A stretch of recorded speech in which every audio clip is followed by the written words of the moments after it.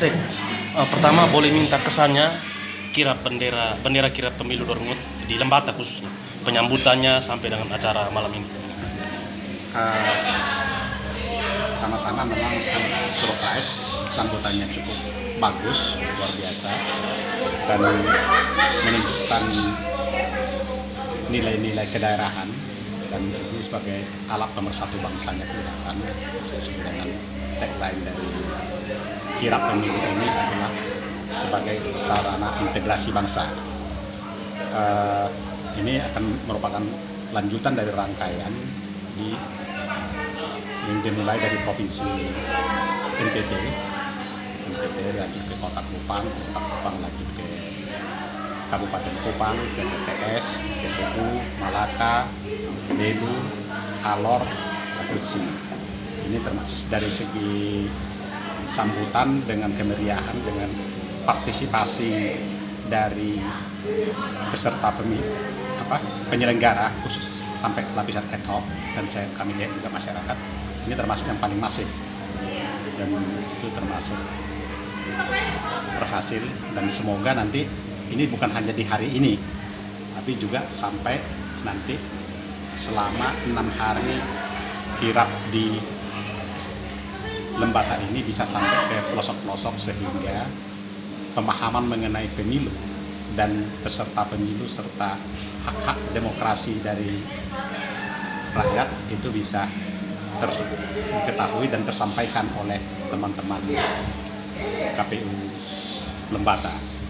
Itu luar biasa. Tadi ada pesan dari Pak Penjabat Bupati yang juga kami artikan juga sebagai pesan kepada penyelenggara KPU Lembata, bahwa jangan main-main. Ya, pesan untuk penyelenggara pemilu di Lembata seperti apa dari sama kita dari KPU, terutama saya dari sekretariat juga selalu pesan ke jajaran sekretariat untuk fasilitasi penyelenggaraan tahapan pemilu dengan selalu menjamin integritas, menjaga integritas.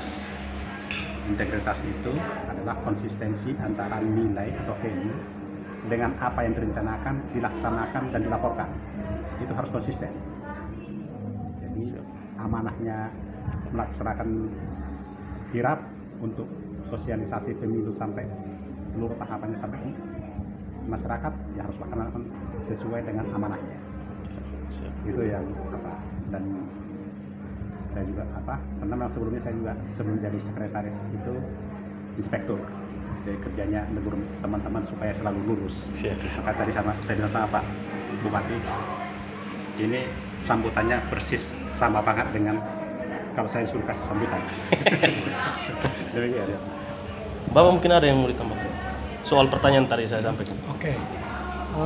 Apa yang menjadi pesan dari pejabat bupati, sesungguhnya itulah yang menjadi semangat kami semua sebagai penyelenggara, yaitu melaksanakan semua tahapan pemilu secara baik dan benar sesuai dengan regulasi atau aturan yang berlaku dalam hal melayani peserta pemilu dan pemilih sebagai pemilih dalam pemilu nanti secara sama, secara seimbang, secara adil. Demikian. Tentang pasti ada proses hukum dari salah satu peserta pemilu. Apa antisipasi? Saat ini sudah ditetapkan peserta pemilu secara nasional itu ada 18 partai politik. Namun dalam perjalanannya ada satu partai politik yang sementara berupaya secara hukum agar dapat diakomodir sebagai peserta pemilu. Dan tentang hal ini, saat ini sudah ada keputusan Bawaslu yang memerintahkan KPU untuk melakukan proses verifikasi untuk kemudian berproses dan jikalau memenuhi syarat agar partai tersebut bisa dijadikan peserta pemilu. Kita melihat perkembangannya seperti apa. Ada proses yang harus dijalankan, apakah itu verifikasi administrasi maupun verifikasi faktual. Kalau proses itu berjalan, kami penyelenggara di daerah, baik provinsi maupun kabupaten kota, saat ini sementara menunggu putusan dari KPU, sekaligus petunjuk teknisnya seperti apa.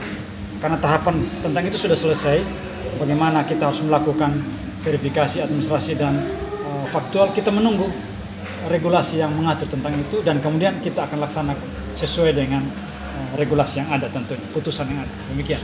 Tentang tahapan persiapan pemilu yang sedang berlangsung, apakah tidak terganggu? Tetap berjalan, tidak ada alasan untuk semuanya harus berjalan sebagaimana tahapan dan waktu yang sudah diatur. Terkait dengan ada pekerjaan tambahan lain untuk kemudian diperintahkan melakukan verifikasi, nanti kita lihat seperti apa perintahnya, kami tetap laksanakan. Bagi kami KPU sudah biasa, sekali dayung harus melewati 2-3 pulau ke depan, itu hal yang biasa. Kami sudah siap untuk itu. Siap.